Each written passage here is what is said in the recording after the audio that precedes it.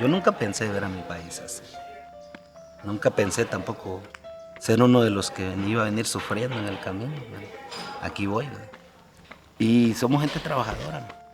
Pero ¿por qué hacen eso? Por el gobierno que nosotros tenemos. El gobierno que tenemos allá no se preocupa por la gente pobre. Eso es un desánimo y las oportunidades pues no es a todos ni es igual. Y por eso nos arriesgamos en venir. No es porque queramos.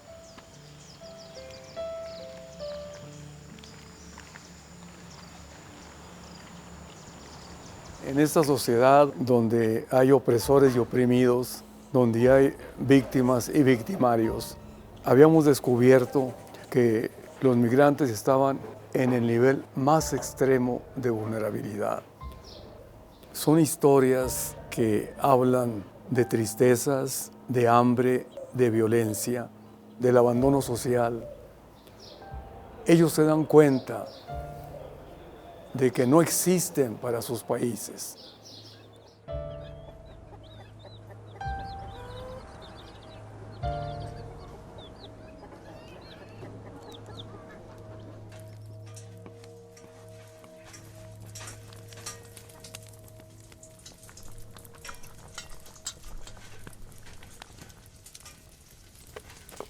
En el área Ixchil, en las aldeas y caseríos de Santa María Nevaj, San Juan Cotzal y San Gaspar Chajul, se produjeron muertes violentas de seres humanos, violaciones sexuales y arrasamiento de las aldeas, lo que obligó al grupo Maya Ixchil a desplazarse para salvar sus vidas.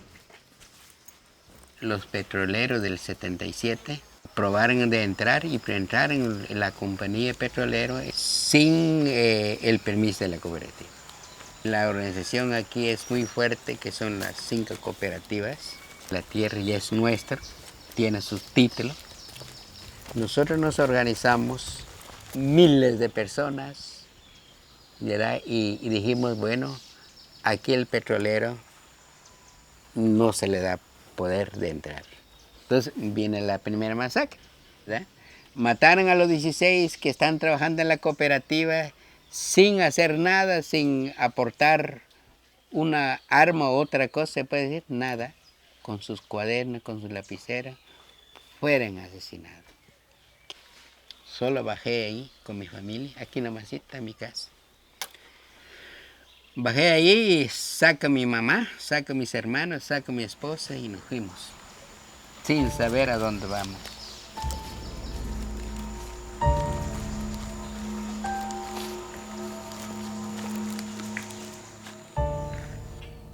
Antes tenía una tienda, tenías tus caballos, todo, pero todos tus caballos ya le llevó el ejército, ya no tienes nada.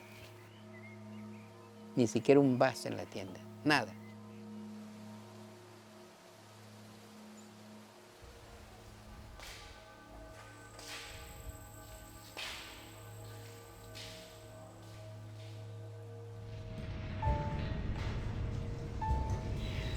Cuando fue ya la masacre de 82, 14 de marzo, ya toda la gente se fueron a la montaña. Gentes, ancianos, niños y todo ahí van buscando dónde van a quedarse.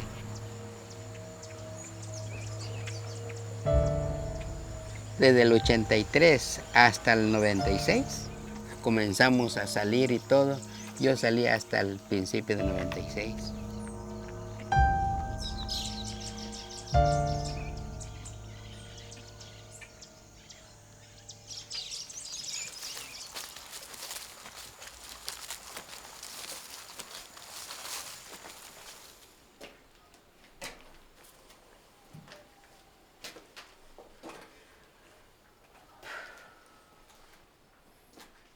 Aquí vemos los nombres de los mártires.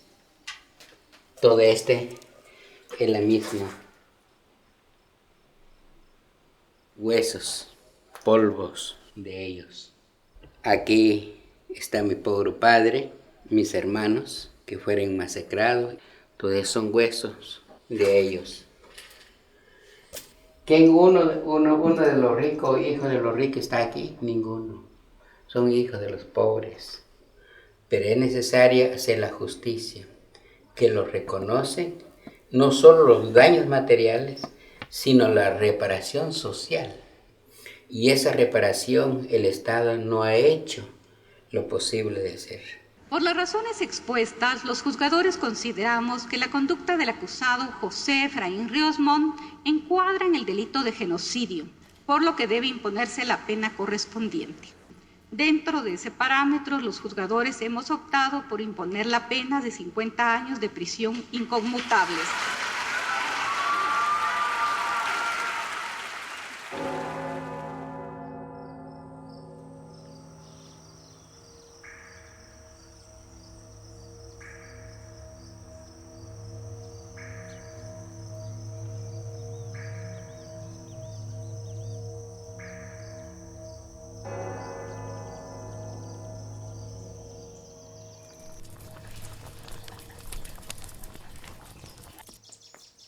La voluntad política no existe en Guatemala. Hay política que tienen los gobernantes, pero para su familia, para su equipo, ¿verdad? No para bienestar a la gente. La vida de la gente campesino es triste. ¿Y de qué va a ser? A migración. Y eso es lo mejor para ellos. Si se van gente, mujeres, hombres, ya casi familias, van buscando qué hacer. En nombre de Dios, pues, y en nombre de este sufrido pueblo, cuyos lamentos suben hasta el cielo cada día más tumultuosos, les suplico, les ruego, les ordeno, en nombre de Dios, cese la represión.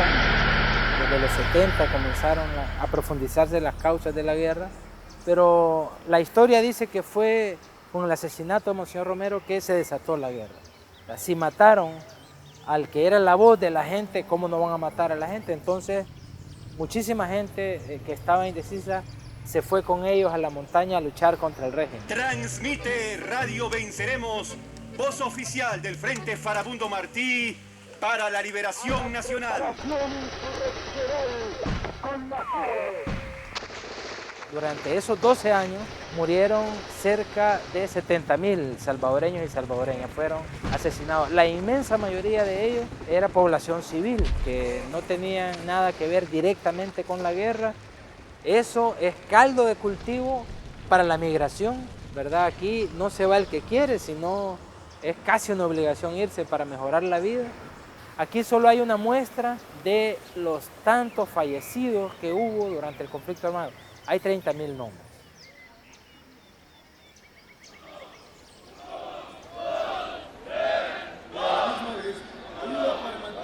Presenciamos en estos momentos el retiro del señor presidente de la República. Los que masacraron, los que mataron, comprobadamente, los que tuvieron participación en crímenes de lesa humanidad, no les pasó nada. Al contrario, siguen en el 2015 con su impunidad y algunos hasta con inmunidad en este momento, pues están en la Asamblea Legislativa.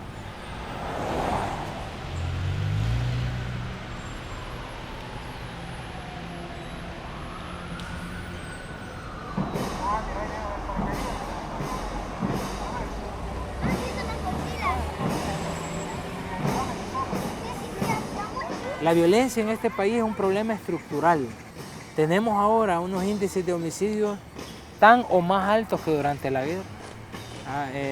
Luego de la guerra se estima que también hay otra causa para migrar y es huyendo de la violencia. Aquí el flagelo que más atormenta a la población es el de la violencia.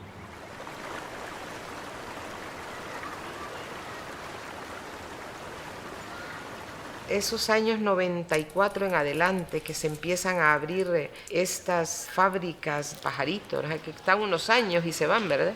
Generalmente eran la mujer la que se iba a trabajar, se iban a las 6 de la mañana. Los niños quedaron solos en esos barrios. Estoy hablando de niños pequeños, salen de la escuela, yo los veía y coincide con la llegada de cientos de salvadoreños que son expulsados de Estados Unidos, porque allá en Los Ángeles pertenecían a algo que aquí no sabíamos qué era, pero que les decían pandillas. aquí vinieron y se encontraron con unas condiciones muy favorables para empezar a trabajar a todos estos niños, adolescentes y jóvenes de los sectores pobres. Las dos grandes pandillas, las más fuertes que quedan, el Barrio 18 se llaman y la Mara Salvatrucha, su tema es el control territorial, el control de los negocios, de las tiendas, de las empresas, a los camiones que reparten las Coca-Colas, los cigarros, el agua, todo lo que entre en el barrio tiene que pagar una extorsión. Y si no dan la extorsión, los matan.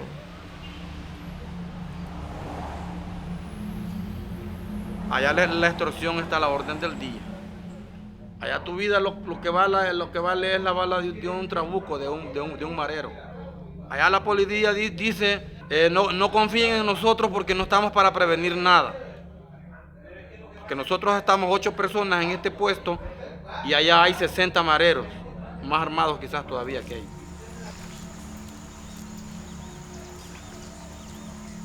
Que se puso bien crítica la vida con la delincuencia de Mara, ¿verdad? Pues había mucha pandilla aquí y a donde quiera, pues, él donde quiera que salía a vender vitaminas, a él pues le ponían renta. Entonces, y él pues casi no vendía la medicina, era poquito lo que vendía, y de lo que vendía tenía que por ley, aunque sea rentarles algo ahí, ¿verdad?, de dinero. Y por temor a lo que le podía pasar en el camino, pues él decidió un día, el 3 de septiembre del 2013, salir de este lugar hacia Estados Unidos.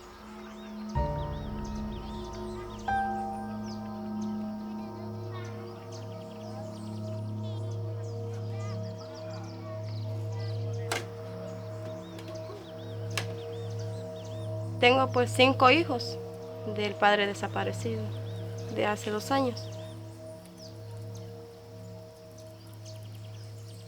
En los 70 migró poca gente. En los 80 la migración se aumenta, pero no considerablemente. Ha sido después de los acuerdos de paz, ha sido después de la guerra, ha sido de mediados de los 90 para acá, ha sido en los 2000 que El Salvador empieza a migrar por cientos, 700 u 800 personas diarias. Hacen el intento de pasar la frontera, con todo el sufrimiento que eso significa.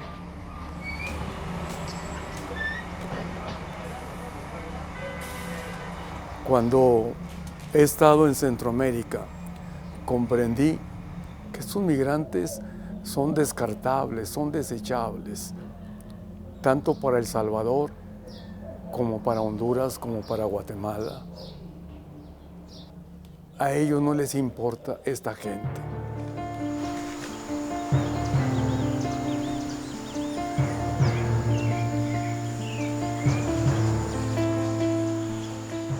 Para mí como mujer, como campesina, la tierra para mí es como mi madre. La tierra es la que nos da vida, si no hay tierra no tenemos vida. Y mayormente las campesinas pues vivimos del cultivo, de la cosecha que la tierra produce. Entonces la tierra es como el elemento fundamental para la vida de las familias campesinas.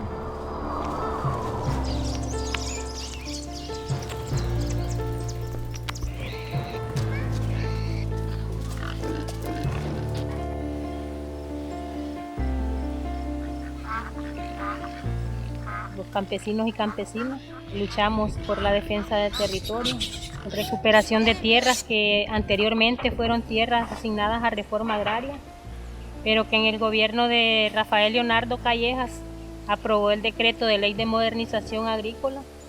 Esto viene a permitir de que los campesinos sean despojados de sus bienes, como es el elemento tierra.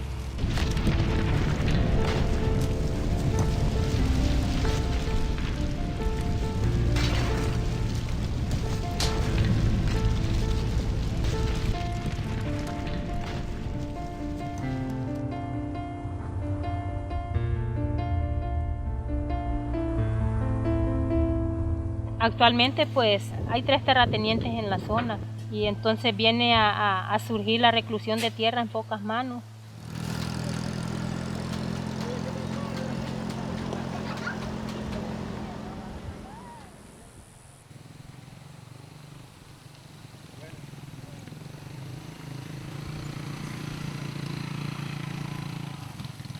Hoy en día se han sembrado unas grandes cantidades de palma porque es la política que el Estado, el gobierno ha venido implementando al sector campesino. Lamentablemente a nosotros nos impusieron el cultivo de la palma africana porque esto nos perjudica mucho lo que es la fuente de agua. La palma africana absorbe de 70 a 80% de agua y algunas fuentes de agua se han desaparecido, se secaron. Hoy en día los campesinos estamos comprando la tierra al mismo Estado, que al momento de hacer las negociaciones la palma pues incrementó su precio a tal grado de llegar a costar 4.500, 4.700 la tonelada de palma, mientras estaban llegando a un acuerdo de negociación.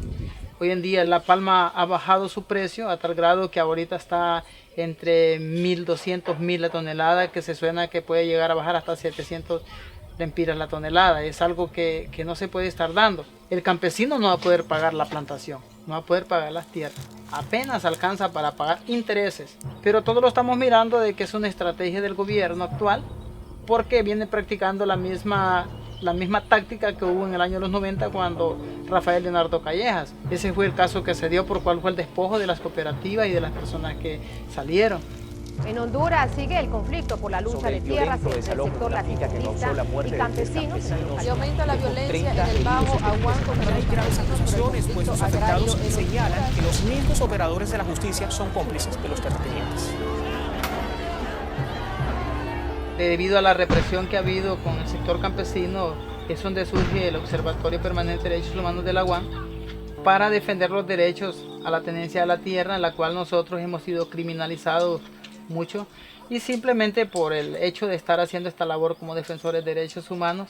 Entonces todas esas situaciones hacen de que la persona también a veces tome la decisión de emigrar a otro país. En este caso podríamos mencionar Estados Unidos, que es el país que donde más las personas ambicionan poder viajar a ese lugar. Algunos migran porque están siendo perseguidos y vigilados, otros porque tienen amenazas a muerte directa y piensan que yéndose para otro lugar pues van a sobrevivir.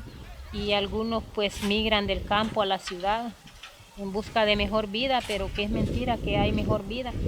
Pero esa es la realidad actual en Honduras, porque desde el mismo gobierno se impulsa la represión.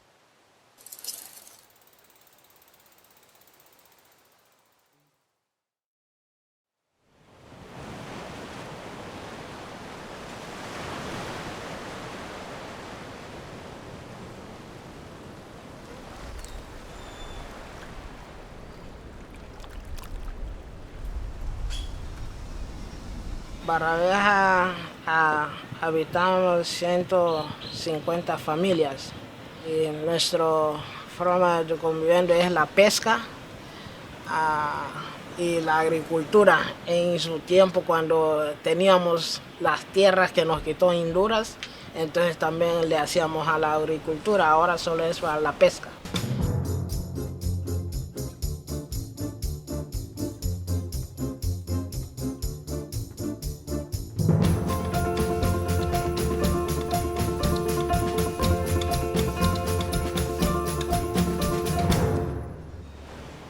Honduras es un proyecto oligárquico. Supuestamente era un programa del gobierno que era para desarrollar el país en la área del turismo y que nos traería bienestar, traería educación para nuestra niñez y que iba a darnos un auge de mejor vida.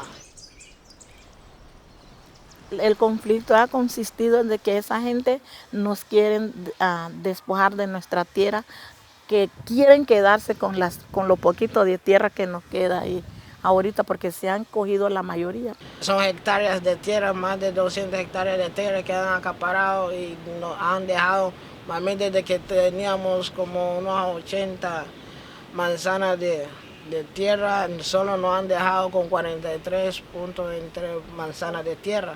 Y nos están dando las guerras, haciéndonos la guerra para despojarnos de nuestra tierra.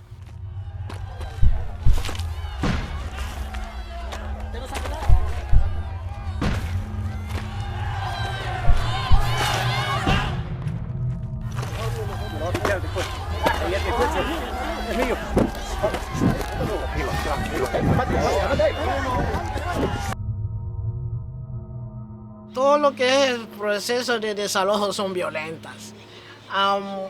Porque cuando vinieron, trajeron máquinas, eran contingencias de soldados, y ellos con sus arcabuces, con sus pistolas, con su AK, y nosotros sin nada, ¿no? Únicamente defendiéndonos con la palabra de Dios. Ellos hicieron su trabajo, sacaron la cosa ellos mismos de las casas, tumbándolas para la calle, solo para que ustedes vean cómo nos han dejado a nosotros, y aún así están demandándonos que somos usurpadores de tierra, que somos invasores de oficio. Todos fuimos demandados de ahí, de la comunidad. Estuvimos casi cerca de 2 años yendo a firmar, hasta después del juicio. Hubo unos primeros juicios, pues salieron de que era a favor, porque teníamos documentaciones de que esta es una tierra ancestral de los garífunas. Entonces nos dieron la resolución a favor. Ahora hay otro juicio y algunos que están todavía pendientes. Siempre estamos pendientes.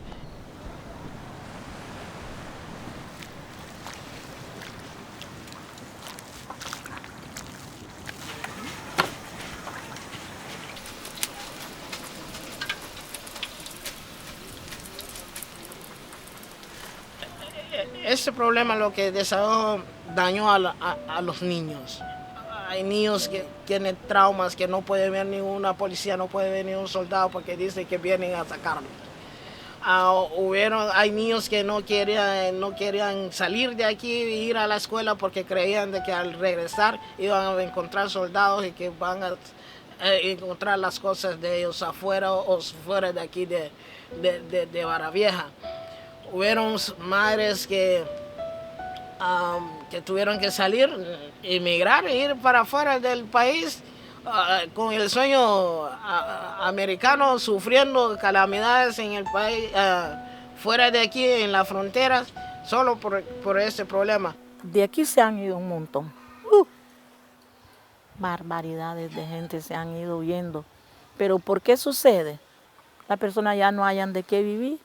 Hasta nos están prohibiendo pescar.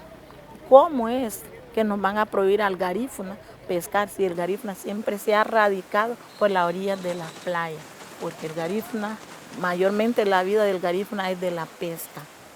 Ahorita, no hace poco, se fue un hijo mío con un nieto mío, un sobrino de él. Se fue, pero gracias a Dios llegaron, porque han habido hasta muertes de jóvenes de la comunidad, buscando ese sueño, mentado sueño americano. Somos ciudadanos, hombre, somos garífunas, hemos estado aquí más de 218 años. Si ellos creían de que esa Barra Vieja le iba a ser fácil acaparar esas tierras, así como acapararon parte de las tierras de la comunidad de Tornaví y parte de las tierras de Barra Vieja, esta poquita que nos han dejado, no se la vamos a dejar.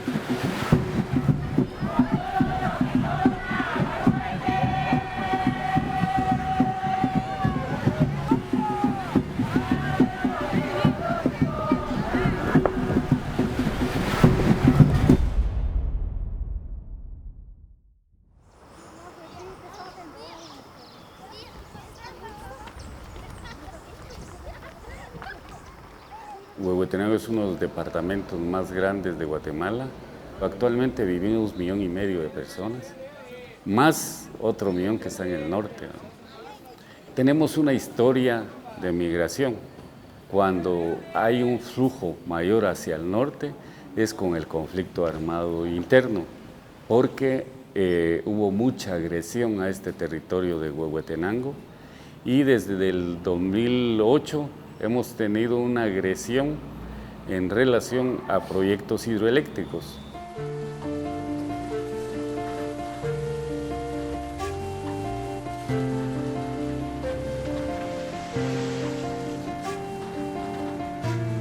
¿Por qué se genera la confrontación? Nosotros vivimos en paz acá. Los que nos vienen a hacer la vida imposible son los que quieren apropiarse de los recursos y saquear los recursos de nuestro territorio, porque hay intereses de privatizar el agua y las empresas hidroeléctricas son un camino para la privatización del agua.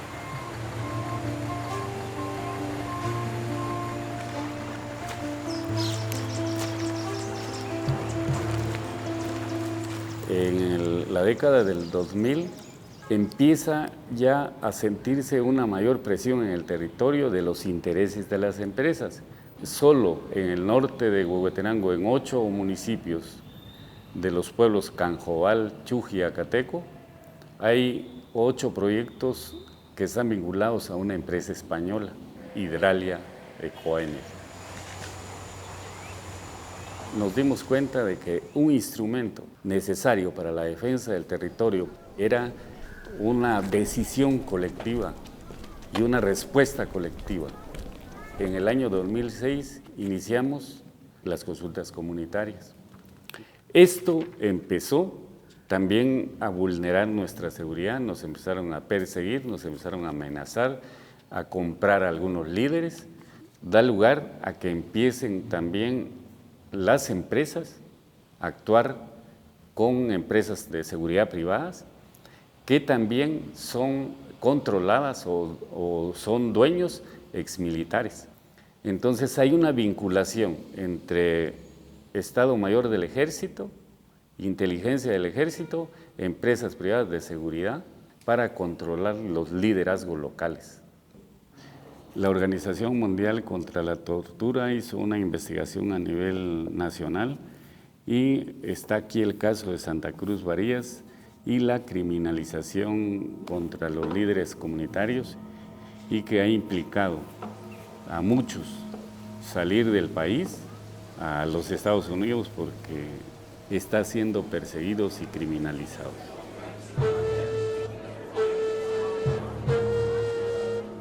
Creemos que nosotros en este territorio tenemos las potencialidades necesarias para vivir mejor, pero no nos lo permite.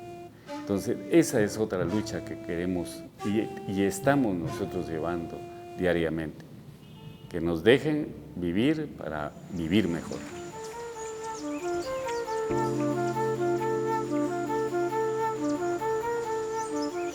Yo soy de San José del Golfo, donde nos vimos invadidos por empresas extranjeras que vinieron a imponer los proyectos de minería.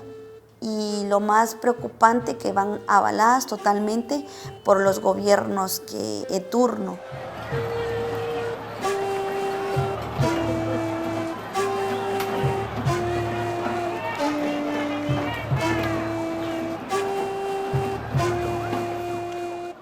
La resistencia de la puya tal vez ha sido un poco más reconocida o más visibilizada porque estamos a escasos 18 kilómetros en línea recta a la ciudad, pero que nos damos cuenta que esta es una lucha de muchos pueblos en Guatemala, donde están las minerías, están las hidroeléctricas, y que este tema ha hecho que nos veamos perseguidos, criminalizados y también que tengamos la vida en un hilo.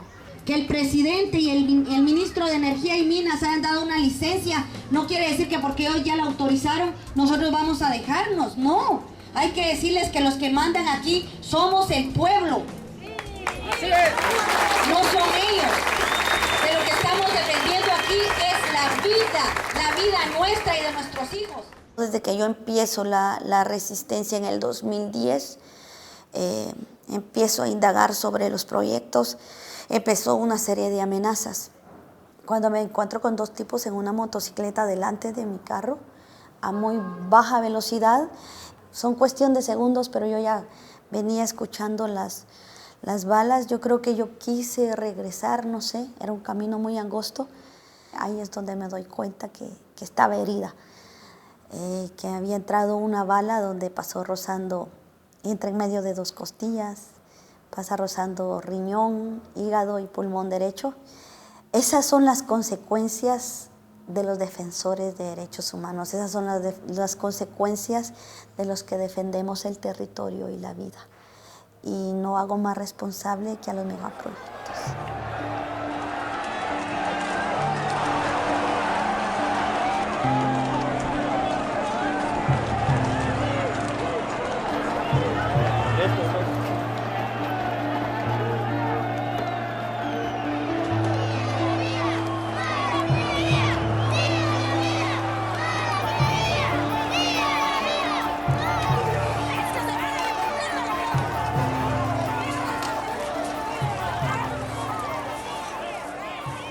En ningún momento creo que se me hace justo tener que irnos de nuestras comunidades y de nuestros países por culpa de las transnacionales. Yo personalmente he visto en nuestras comunidades y en otras áreas del país donde están las transnacionales que la única opción que tienen es irse porque les han despojado de su territorio, porque les han quitado esa paz por el temor a que en cualquier momento los puedan matar. Mi esposo tuvo que irse del país por eso. Tuvo que emigrar a Estados Unidos por eso, porque él antes de mi atentado sufrió un secuestro. Y fue tanto el temor que le infundaron que decidió irse, emigrar a Estados Unidos, caer de ilegal en Estados Unidos por proteger su vida y tal vez él en algún momento pensó proteger la nuestra, pero se rompió un hogar. Y eso es fuerte porque nadie lo menciona. Pues en Estados Unidos es un inmigrante más, pero no saben su verdadera historia. Yo no creo que nadie de los inmigrantes se quieran ir y dejar su familia y sus hijos. Hay tantos hogares desarmados totalmente por esa inmigración, pero no dicen que son ellos, que son estos gobiernos y las multinacionales las que nos están robando la vida y la paz.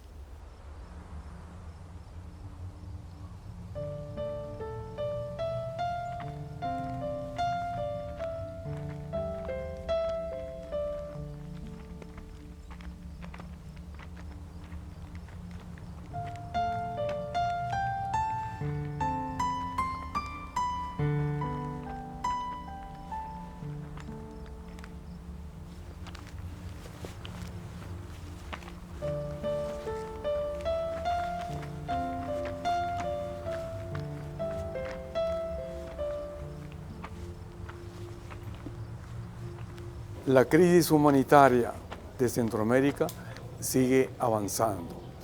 Nosotros seguimos conscientes, claro, de que las causas estructurales de la migración, tanto en Centroamérica como en México, mientras no desaparezcan, no vamos a tener un cese al flujo migratorio.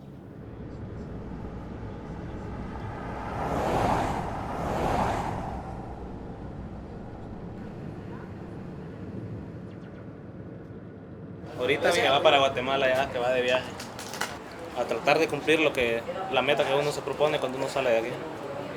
Pero igual pues uno se expone a demasiadas cosas, a que lo asalten, que lo secuestren, que lo maten, X cosas pues. Cualquier cantidad de peligro uno se expone. Pero como dicen pues el que no arriesga no gana. Pero también pues va arriesgado a perder la vida.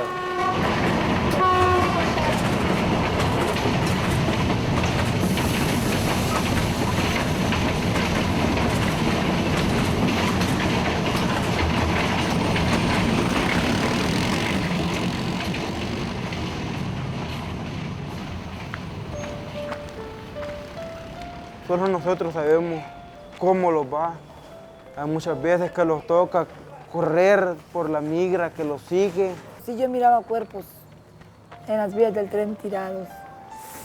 Horrible. Algunos que los agarran los zetas, los secuestran, los matan. Algunos que se ahogan. Todo por cruzar ese bendito río, por lograr cumplir un sueño.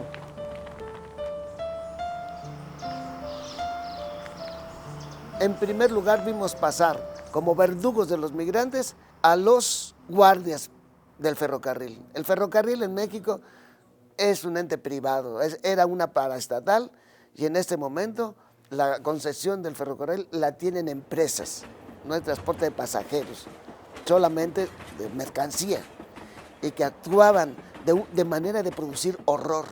Allí es donde yo empecé a ver que eso era inducido, que el trato a los migrantes tenía que ver con el control del paso de ellos hacia Estados Unidos.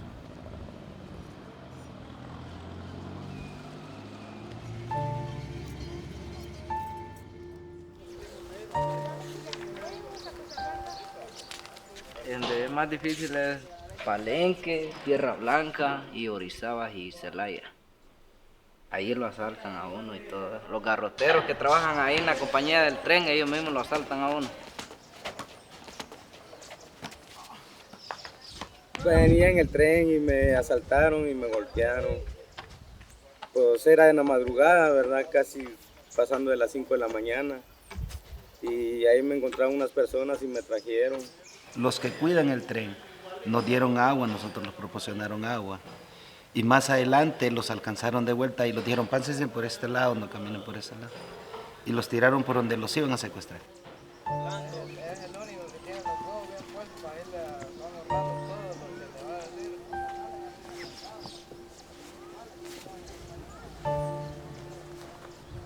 Es muy demasiado peligroso, uno, como le digo, arriesga la vida por donde pase, uno mira cosas que demasiadas, que no sé qué, pues. Lo que uno hace más bien a veces es ponerse a llorar en ver tanta injusticia. Antes de su llegar donde estaba la estación del tren, ahí violaron a una señora de unos 30, 35 años, ahí la violaron. Ella iba con el esposo. Le quitaron a sus 2 hijos, porque la señora venía de Honduras, venía con sus 2 hijos, y la señora solo lloraba. Ya al fin de tanto, ya cuando venía llegando de Orizaba, ya encontré al señor ese, el esposo de ella. Venía con los 2 hijos. Me dijo que ya había hablado con ella y que estaba en Honduras. La habían deportado, que ella había entregado porque la habían dejado bien mal de su cuerpo. La habían dejado bien golpeada. La habían macheteado los mismos que la violaron a ella. En el tren, ahorita como está de peligroso, matando a las personas, más a mujeres que vienen solas o vienen con hombres, con sus compañeros, pero ni así. Los pican con palo, con bate, o los tiran del tren de arriba. Si saben volarles y los tiran de arriba, vuelen pues.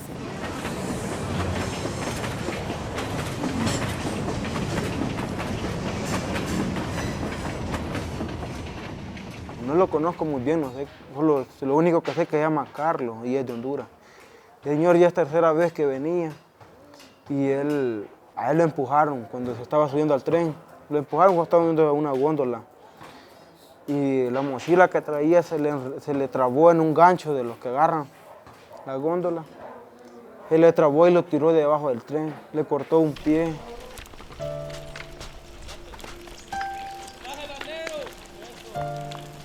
Junto a esto se unieron innumerables agresiones de policías, desapariciones de migrantes, despojos, ¿verdad? Golpizas, ¿no? Pero en una forma paralela se hace presente el crimen organizado y desde el 2008 comenzamos a darnos cuenta de que iban desapareciendo los migrantes a través de los secuestros. Faltándome 20 kilómetros, yo saludé a unos, según eran inmigrantes, pero no. Me dijeron, somos de los Zetas, me dijo, estás detenido. Le digo, pero yo solo voy, le digo, a la casa del inmigrante. No, dice, aquí no hay casa de inmigrante para ti, dijo. O traes dinero, o vienes con alguien, o te traen, o ya vienes reportado, o pagas. Entonces yo cuando les pregunté a ellos, les dije yo a ellos que cuánto cobraban. Me dijeron ellos que cobraban 6,000 y 5,000. Le dije yo, no tengo familia. No, pues te vamos a retener, me dijo, por si no eres del otro bando.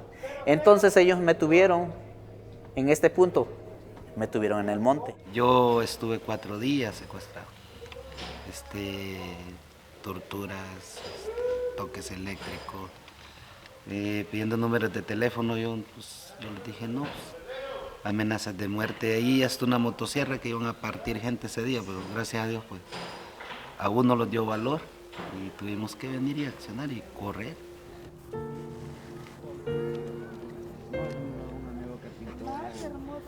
Yo divido la presencia del crimen organizado en 3 territorios de muerte.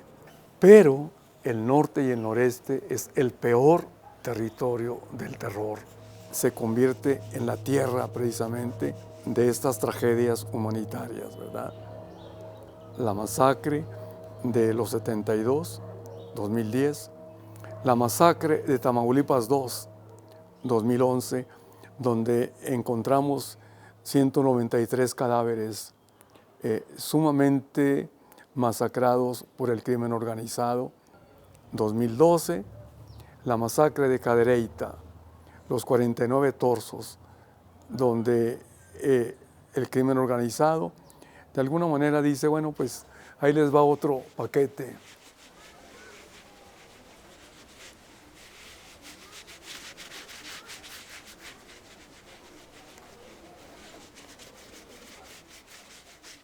Para el 2009 habíamos registrado 9.700 secuestros realizados por el crimen organizado, con una ganancia de 25 millones de dólares. Cuando le llevamos al presidente Calderón el informe Bienvenidos al infierno del secuestro, nos dijeron a través de un representante 9.700 secuestros es muy poco para que el Estado pueda hacer algo por los migrantes. Tráigame más.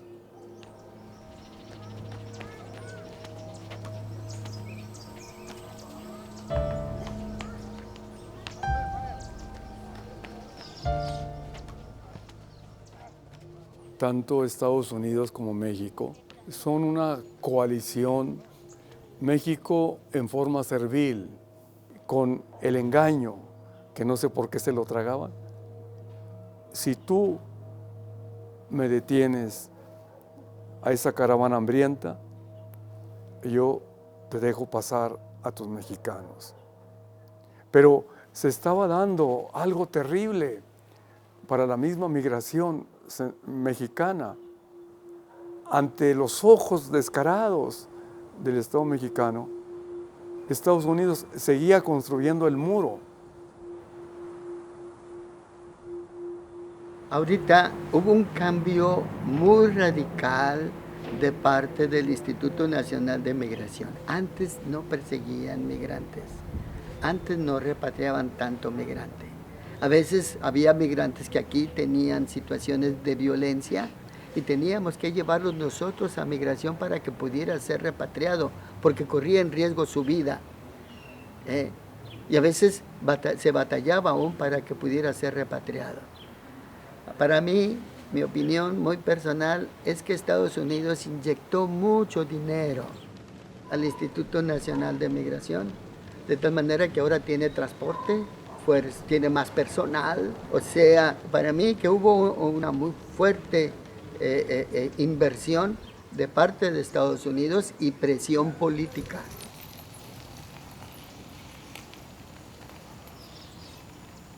Cuando entré al estado de Chiapas, un estado que tiene mucha vigilancia migratoria, pasaron 2 bicicletas por la caseta de migración, como si nada.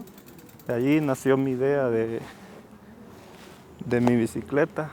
Y gracias a Dios, desde el estado de Chiapas hasta aquí, pues ha sido mi pasaporte. Ha sido muy difícil, sí, porque de repente el frío, el hambre y el calor nos han tratado de desmotivar, pero hemos tratado de sacar fuerzas como de donde no hay, como es. Por supuesto que el gobierno mexicano tiene una gravísima responsabilidad en esto. En primer lugar, porque se niega a darles un documento que les permita a ellos no tener que viajar encima de los techos del tren, no tener que viajar por lugares inhóspitos. La primera cosa es no hay un documento. Segundo, la impunidad en la que dejan que actúen toda clase de criminales. Allá por el 2009 me secuestraron a 5 migrantes, entre ellas 2 mujeres, pero fueron los policías los que los secuestraron y los que los vendieron al crimen organizado. Cuando pagaron el rescate, se regresaron aquí a la casa. Yo fui a pelear con la presidencia municipal de Sabinas, acusando a los policías porque tenían los datos. Pero después, descaradamente, la autoridad municipal me dijo: padre, nosotros no ponemos los policías, los pone el crimen organizado.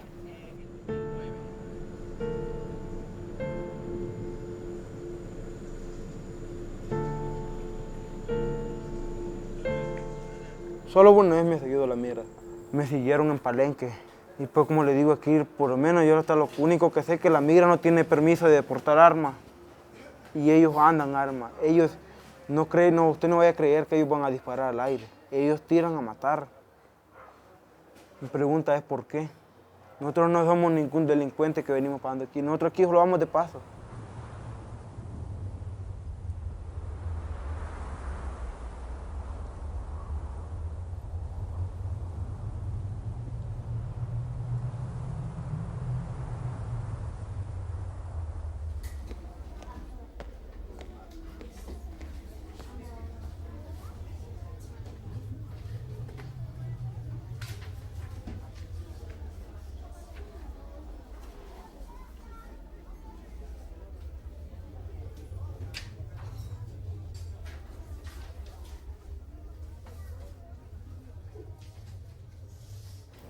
A mí me detuvieron el 10 de febrero.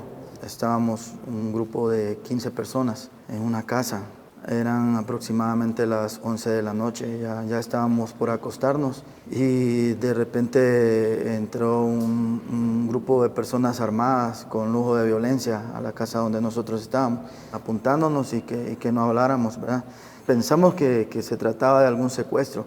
En mi caso, a mí me sacaron de la casa y me pegaron tres patadas acá, casi a todos nos golpearon.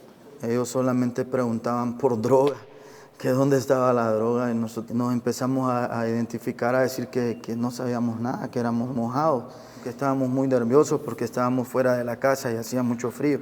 Y hasta como una hora ellos ya se identificaron, ellos dijeron que eran judiciales. Migración dilató como hora y media para llegar donde estábamos nosotros.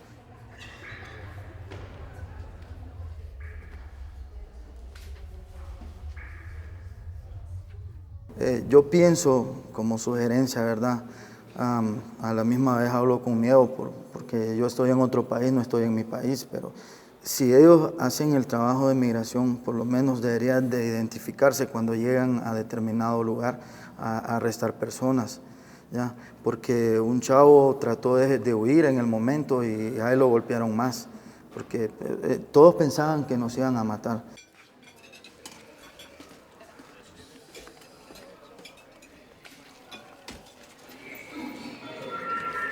Porque vinieron hoy, no están así de comida. Está buena esta comida porque hay cámaras. Hay solo frijoles, comemos aquí. Todos andamos en lo mismo. Todos somos paisanos, aunque seamos de diferentes países, pero igual somos paisanos. Ya casi llegando a la frontera cuando los detuvieron ahí un operativo de militares. Policías estatal somos. Nosotros, el grupo, éramos 9. No llegamos al destino, policía estatal nos bajó, pero era estatal, no era la migración. De hecho, estatal nos dijo que sacáramos 100 pesos cada uno y que se los diéramos y que nos dejan pasar. Pero todos dimos ese dinero, 100 pesos cada uno, y no nos dejaron ir. No, nos detuvieron 20 minutos cabal, hasta que llegó la migración. Yo todavía estoy acá porque se me llevaron mi cartera y ahí llevaba mi identidad y no apareció mi reloj. A muchos nos robaron las pertenencias. A mí me robaron mi celular, a algunos les regresaron pertenencias, a otros no. Realmente lo que me interesa es mi familia y mi vida. Entonces, pues, mejor decidí no presentar ninguna denuncia, porque igual lo que quiero más que todo es regresar a mi país y no quiero estar más tiempo acá. Nosotros somos de Guatemala, ¿verdad?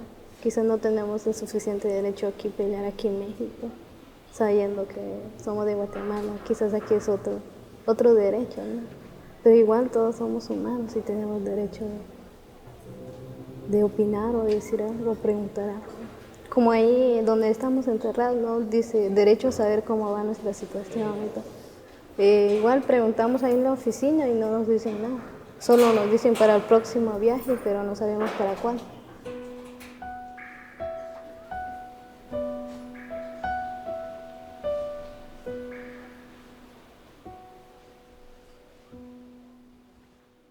Yo viajé en bus, iban bastantes niños y me bajaron del autobús con el niño y a mí me pasaron a una sola celda y que el niño estuviera en un área de solo él.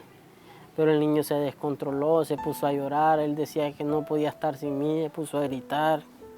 Y yo lo que le dije al jefe de ahí, donde estaba en la prisión, que me diera a estar con mi niño, pues. Y él me decía que no, y yo le rogaba que me dejara estar con mi niño, porque, o sea, una está sufriendo el niño y estaba sufriendo yo, porque mi niño, tengo que tenerlo a la par, pues.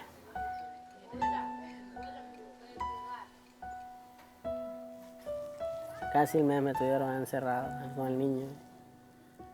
En la detención, la migración de México es un poco drástico con nosotros, porque ya como que nos humillan, nos tratan, nos rechazan, ¿verdad? Todo eso a la niña, ella me lo dijo, mamá, qué feo. O sea, psicológicamente, yo entiendo, uno que está más adulto, le afecta, no digamos, a los niños.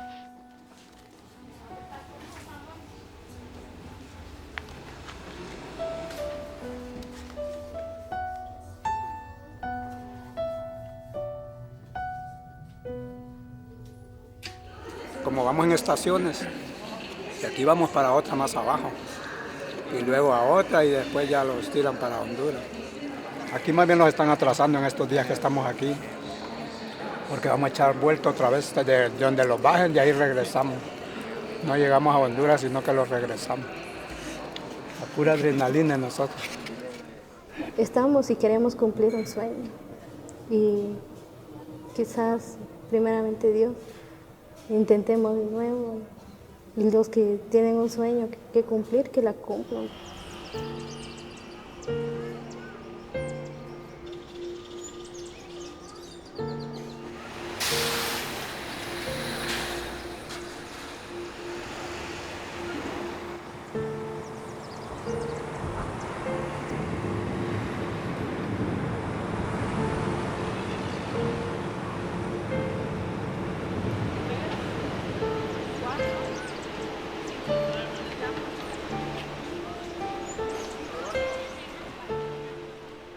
Pues usted sabe que ir con niños no es fácil en ese camino, ¿verdad? Peor en el tren. Entonces nosotros decidimos dejar el tren y buscar las vías del autobús. Y ahí donde agarramos el autobús, ahí que los agarraron. Llegamos en la mañana allá a Tapachula. Y de Tapachula los tuvieron 4 días allí, de ahí los trajeron para acá.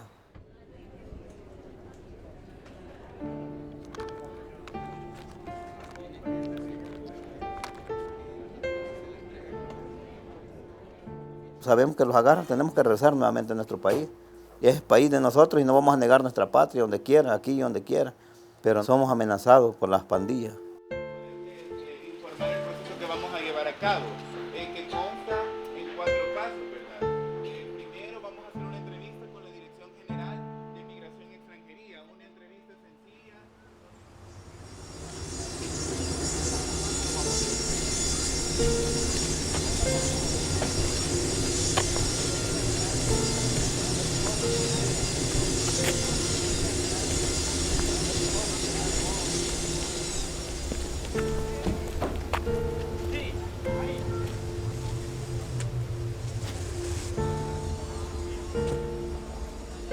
Vivía en Dallas, Texas, y soy de San Miguel, El Salvador. Duré 7 años y me dedicaba a cocinero.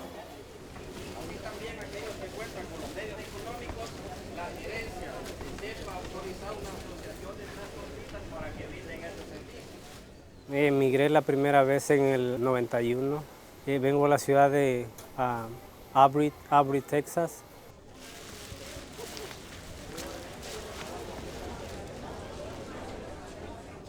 Pues lo detienen a uno por un error de uno. Por ejemplo, si uno anda manejando, te para el policía, te pide tu identificación, se la muestras, te pide tu licencia para manejar, no la tienes. Ahí se está dando cuenta que ya tú no eres legal y por eso te puede arrestar. O si también si hay redadas también, redadas que es cuando tú estás trabajando y ellos llegan a donde tú estás trabajando y a todos los que no tienen papeles se los llevan. Me dirigí a mi trabajo cuando fui arrestado. Dejo a mi esposa y mis 3 hijos. Son ciudadanos, al igual que mi esposa también. Yo creo que conlleva también movilizarte con tus historias de dolor, movilizarte también con tremendos desafíos de los otros contextos donde vas a inmigrar, porque viajas y te mueves con tu empobrecimiento. No es automáticamente que se te transforme la vida. Tendrás que trabajar impresionantemente cuántas jornadas laborales, llegar y no hablar el idioma o no vestir el traje, dejar a los hijos, a las hijas en otro país, en otro territorio, tener que tratar de interpretar los nuevos códigos culturales y vivir el racismo. Creo que eso es algo muy fuerte.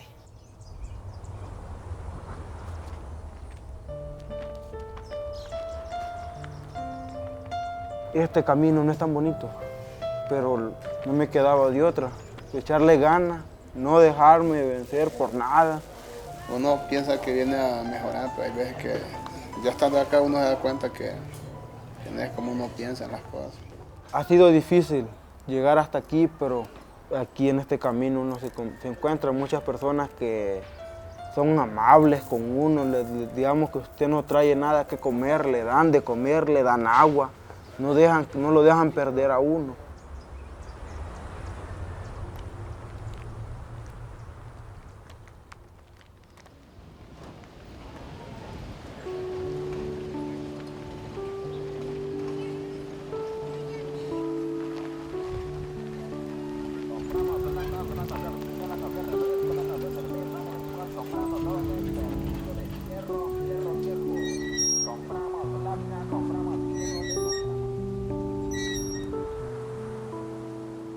Pues esto se inició en el 2012. Se empezó a pensar qué podíamos hacer para recibir a estos hermanos, viendo la necesidad de la migración. Entre 7 personas del parte de las comunidades eclesiales de base.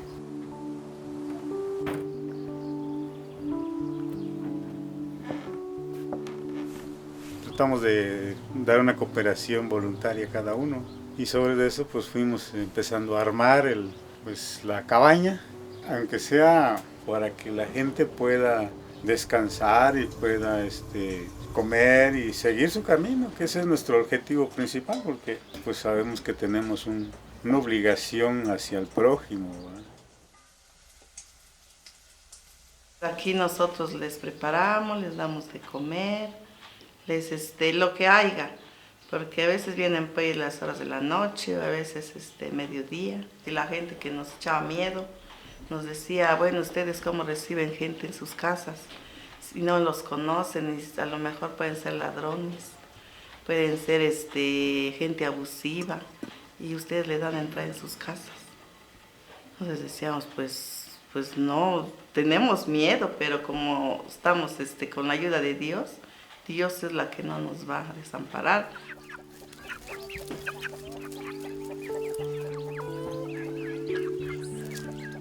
Por la misma necesidad que se sufre, por ahí empieza uno a sentir que uno realmente lo necesita, uno construir ese reino, un reino solidario entre las personas que estamos, ¿verdad? Por ahí, y aterrizar nuestra enseñanza de Jesús en este pueblo, ¿verdad? No tenemos ningún salario que nos respalde, ¿verdad?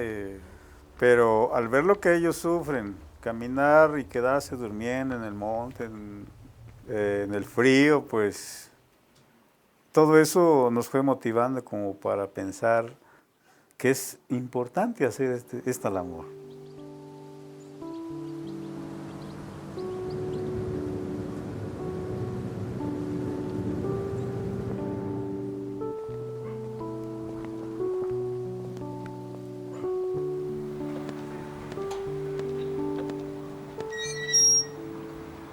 En ese compromiso con Dios de atender a las personas más necesitadas, en este caso a los migrantes, buscan este espacio, este lugar en el que nos encontramos para recibirlos, para atenderlos y darles un lugar donde descansar, un lugar seguro y la oportunidad de asearse y de alimentarse.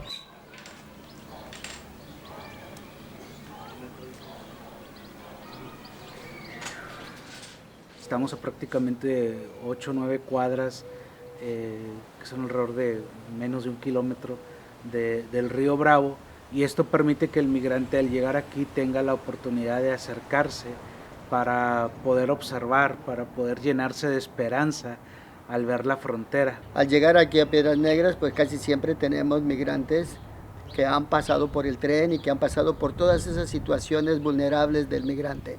Pero tenemos esta experiencia de que en esta casa se juntan los que quieren tener el sueño americano con los que son repatriados, que ya ese sueño americano ya terminó.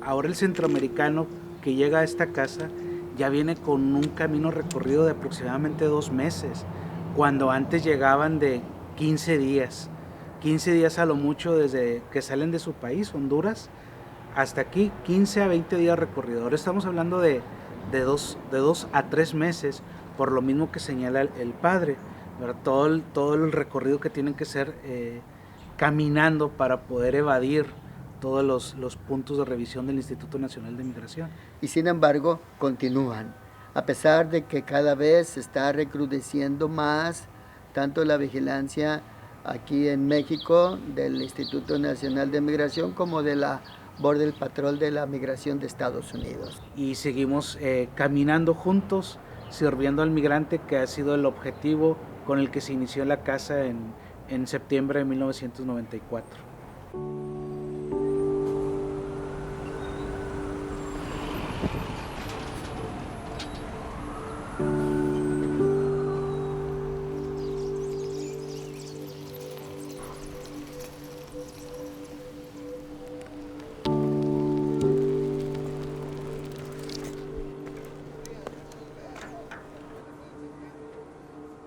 Una semana voy a tener mañana de haber llegado. Llegué el jueves. Aquí los tratan a nosotros como una madre trata a su niño, pues, está pendiente ahí de su agua, de su comida, de sus medicinas, de todo.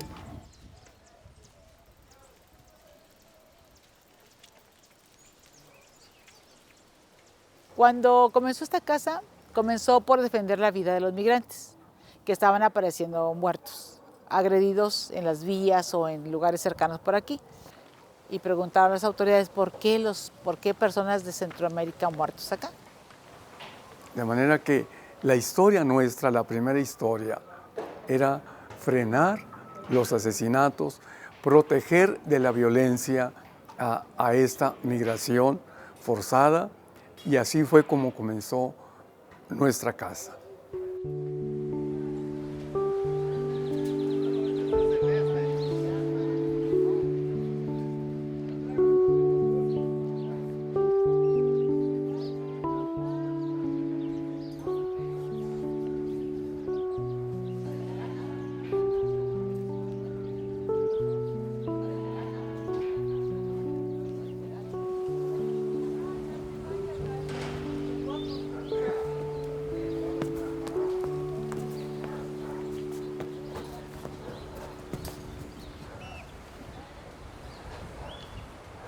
Entonces, esta es su casa, estamos para servirles. Bueno, gracias. Bienvenidos, chicos.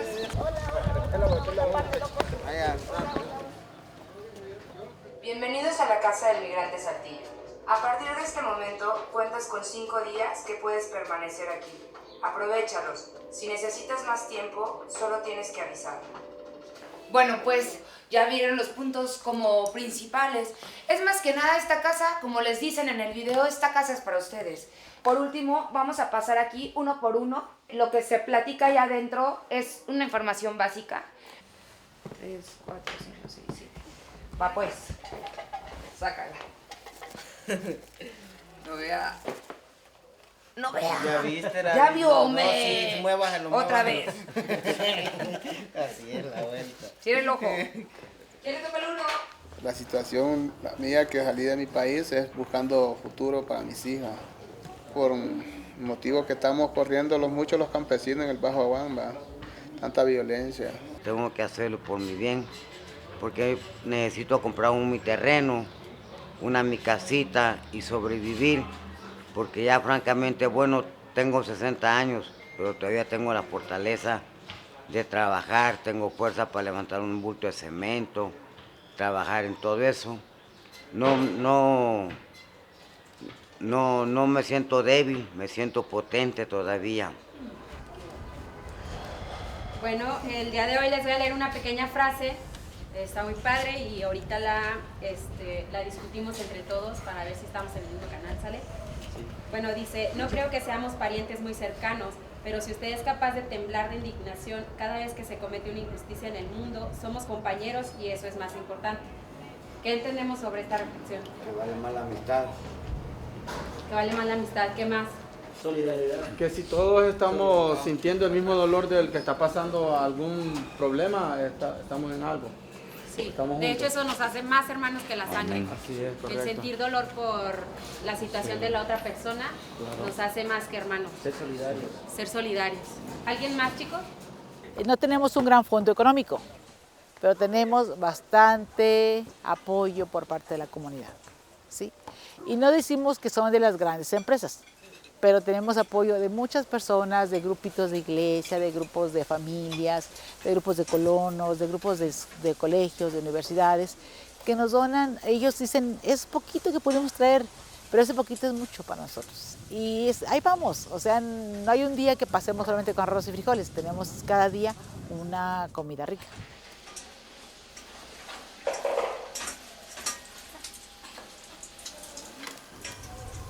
Todo el trabajo de la casa lo realizamos con ayuda de los migrantes. Entonces, en cada puesto hay colaboración de los migrantes, coordinados por algún voluntario.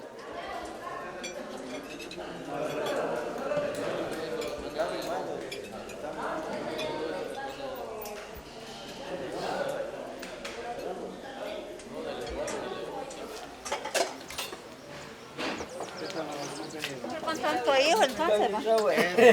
Baby shower. Este es bien malo. Se lo vamos a hacer el baby shower aquí. Vamos a cantarle ese que me gusta. De tus mentiras falsas que tú me has dicho, que lo que prometiste se te olvidó. Allá en el otro mundo. No, pues está bonita, pues no me la sé, nomás hasta ahí, pero me encanta mucho.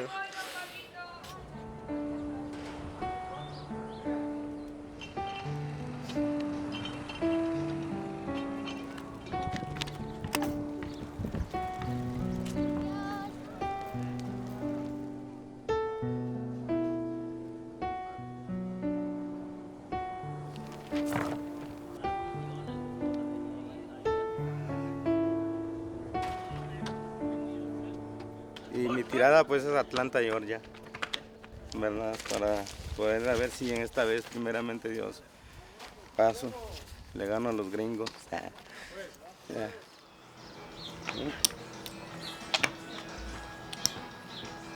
Bueno, ahora sí me toca que comer. Yo te la como, mira. Sí, pero como no comiste doble, te la soplo. No. ¿Ok? Ahí lo tiene y fue largo. No se gana, pero se goza. Estaba hablando hace 2 días con mi abuela Y me contó que mi hermanito siempre me va a buscar en las tardes. Siempre va gateando a buscarme a la cama, diciéndome mi nombre, diciéndome, Giovanni, ¿dónde estás, Giovanni?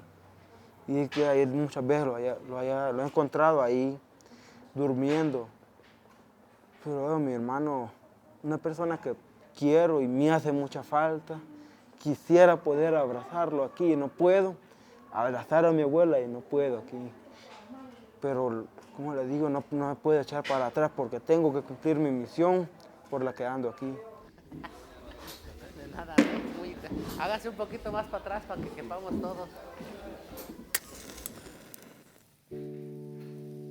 Los considero amigos, los considero mis hermanos. Si algo yo he venido a aprender a esta casa es tenerle el afecto de un hermano y de un amigo. Y pues yo me siento muy a gusto de estar sobre todo en medio de todos ustedes, porque aunque no son mi familia, yo lo siento como que fueran mi familia. Pues yo les deseo lo mejor, no se den por vencidos, muchachos, hay que echarle ganas, nunca pierdan la esperanza.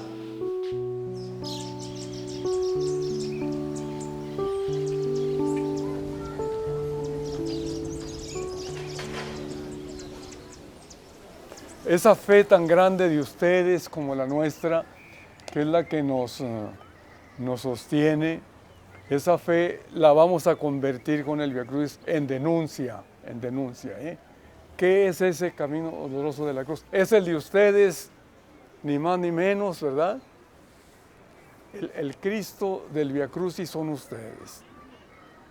A ustedes los desnudan, a ustedes los golpean, a ustedes los juzgan a muerte injustamente. Ustedes jamás tienen un abogado allí, de manera que vamos a ir repasando todo esto, ¿eh? Siempre les he dicho, la única imagen que yo venero de Cristo son ustedes. Ustedes son las víctimas. Ustedes son realmente el Cristo histórico, el despedazado, el crucificado, el que realmente, para engendrar una historia de liberación, tuvo que atravesar el extremo del sufrimiento y enfrentarse a la muerte y a la injusticia. Es lo que ustedes están haciendo. Ustedes, al generar esta revolución, esta rebelión social silenciosa del oprimido hacia un mundo nuevo donde no haya oprimidos, ustedes están haciendo lo mismo. Ustedes son los crucificados de la historia. Ahora la historia se inscribe a partir de ustedes. Vamos a ensayar un poquito la letra, por favor. A ver, suelten su ronco pecho. Y vamos a llevar esta cruz, nuestra memoria histórica de los migrantes, nuestros migrantes queridos asesinados, ¿eh? Saliendo de la puerta comenzamos a cantar. Por mí también lo mataron y hoy lo matamos también. En cada hermano que sufre sigue muriendo otra vez. En cada hermano que sufre sigue muriendo otra vez. Los poderosos de siempre al inocente mataron, los poderosos de siempre al inocente mataron. Quinta estación, Simón el Cirineo ayuda a Jesús a cargar la cruz. Jesús está tan débil, tan cansado por lo que le ha pasado que ya no puede cargar esta cruz solo. Aquí aparece Simón el Cirineo. Esta persona que no hace discursos importantes ni tampoco acciones extraordinarias, pero ayuda silenciosamente a Jesús a seguir adelante en su camino doloroso. La acción sencilla y callada de Cirineo es muy importante porque nos recuerda a todas las personas que en el silencio y en lo oculto viven radicalmente su fe, ayudando concretamente a los demás. Hay personas buenas en el mundo, hay personas sencillas que viven su vida haciendo el bien, que tienen compasión del migrante en su camino, lo apoyan, le dan de comer, le dan un lugar donde dormir y recuperarse para continuar. Y sobre todo, le dan la esperanza de que no está solo, que existe todavía el amor y la solidaridad humana. a ser personas de corazón abierto y compasivo para acoger al forastero.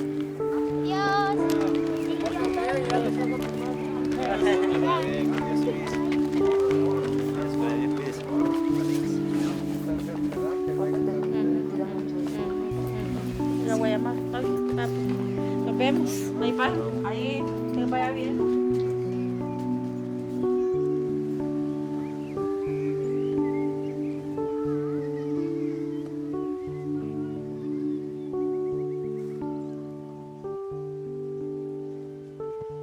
No se están engañando ellos, pero son tantas las ganas que tienen de poder tener un pedazo de vida que eso los hace invencibles ante cualquier adversidad que se pueda presentar. No sé, yo a veces siento un ejemplo que me dan de ellos, ¿verdad? Verlos avanzar y ahí van, y no se detienen.